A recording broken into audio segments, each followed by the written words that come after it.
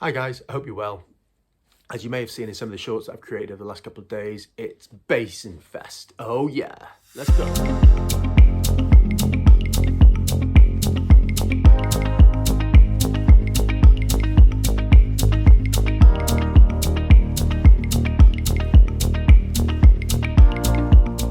So before we get going, I need to put my hands up and say, yes, I have broken my leg. I'm stuck at home in plaster for 6 weeks, unable to drive. So there you go.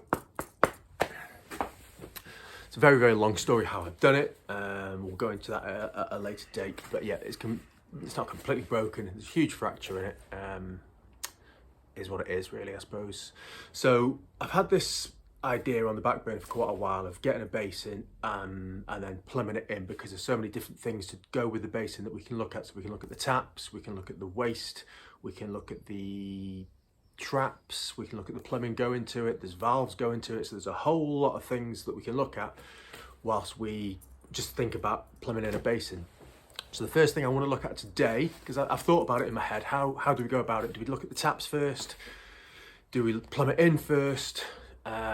So I thought what we'll do is we'll take the waste out, but then I thought, well, we're gonna have to take the trap off. People might not know what a trap is, so I thought let's have a look at traps today. So that's what we're gonna look at first. So this is a basic trap. Okay, so excuse how disgusting it is. So there's absolutely nothing in it. So if you imagine this is your basin full of water, and I'm going to pour the water into the hole, and it's all going to flood out, which is why I've got my flexi bucket. So we'll pour it in, and basically what this is trying to replicate is me pulling the plug on the basin and all the water leaving. So as you can see, the water is now leaving the trap.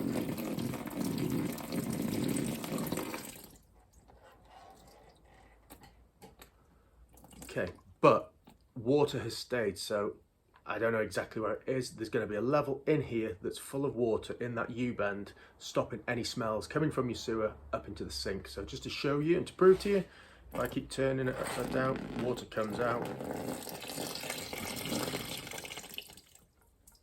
So all that water that was in there is basically stopping the smells from your sewers coming into the house. So that's what it is, a trap. Traps water in the bend. So the first bend I want to look at is this one here. This is a telescopic U-bend made by McAlpine. So what happened is that piece there screws onto the bottom of the waste underneath the basin, and then essentially pull the plug out of the basin, the water goes down there, up and under the bend, and then out through this piece here.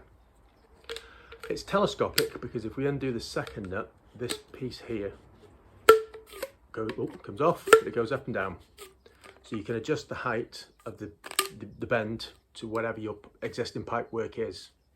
It's also quite clever because if you tighten that onto the bottom of the basin, you can then start to angle the waste wherever you need it to come out from. So it's quite a simple, quite an easy little device. Okay, that's the U-bend. So the next trap we're going to look at is called a bottle trap, and it looks like this. So again, this is a telescopic one because this pipe here extends. So you screw that to the bottom of your waste, water goes down the waste and then out through the existing pipe work there. This isn't as flexible as the U-bend is, so once it's attached, it's pretty much that. That's all you've got to play with.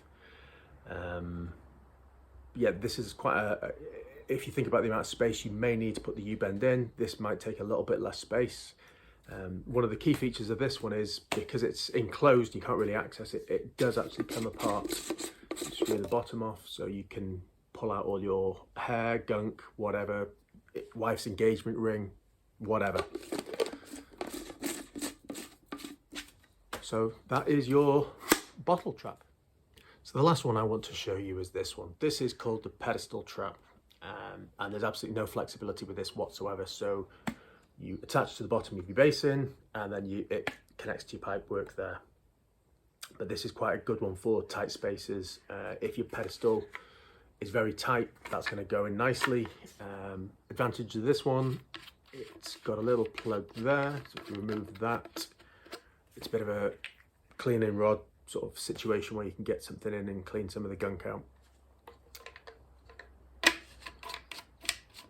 So yeah, so that is your pedestal trap. So what we're going to do now is we're going to have a look at how we connect our pipework to the trap. So if we take the trap, we unscrew it. Be careful because something's going to fall out in a second, possibly. There we go. So there's your trap. That's where the pipe's going to go into. Inside the nut, you're probably going to have a black O-ring that's tapered, and you're going to have a little ring. The purpose of the ring is as you screw the nut on, the ring pushes the O-ring into the trap around the pipe to create the seal. So get your pipe, put the O-ring over your pipe, put the ring on, get the O-ring over the pipe,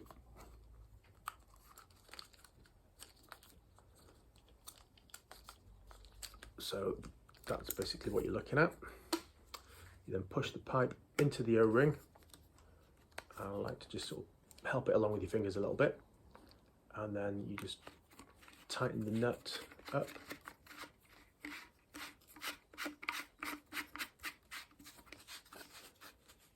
And now that will be sealed and watertight. So that's how you connect your trap to your pipework. So in the UK, when we look at waste pipe, we generally have two sizes that we use. We have 32mm, which is this one, and we have 40mm, which is this one. So 32 in American money is 1.25 inches. 40mm in American money is 1.5 inches. So those are two sizes that we generally use. 32mm generally is used in your bathrooms. Your 40mm is generally used in your kitchen. Although, if you're running over about 1.7 meters of this 32mm, then you have to step it up to the 40mm. This is a 32mm trap. This is a 40mm trap, so that's probably for a kitchen sink, and that's for your basin. So again, there's the size of the pipes for you. So okay, just going to show you how we would connect one of these traps up. So we're going to use the bottle trap. First things first, make sure you got the O-ring in position. And then basically all you do, put it onto the waste and just screw it up.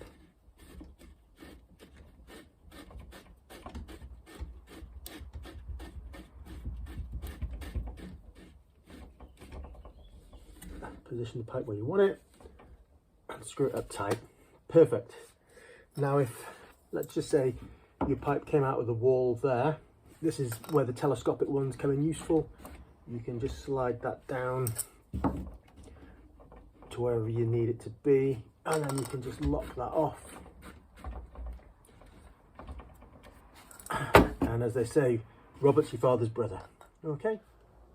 Just very quickly before I let you go, if you were to buy a McAlpine product that comes in a little bag like that, what you do is you open the bag up, get your fitting out, and then you start thinking, where's the washer gone? There's no washer. So you're straight back in the bag, you're looking in the bag, there's nothing in the bag, you're all over the floor. Jesus, where's that gone?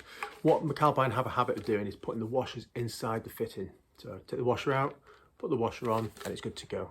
Okay, I'm not sponsored by McAlpine in any way, shape or form, guys. I know I keep referring to McAlpine stuff, but I just think they make very easy to use products, which is what we all want at the end of the day. So I hope you found the video useful. If you have, give us a thumbs up.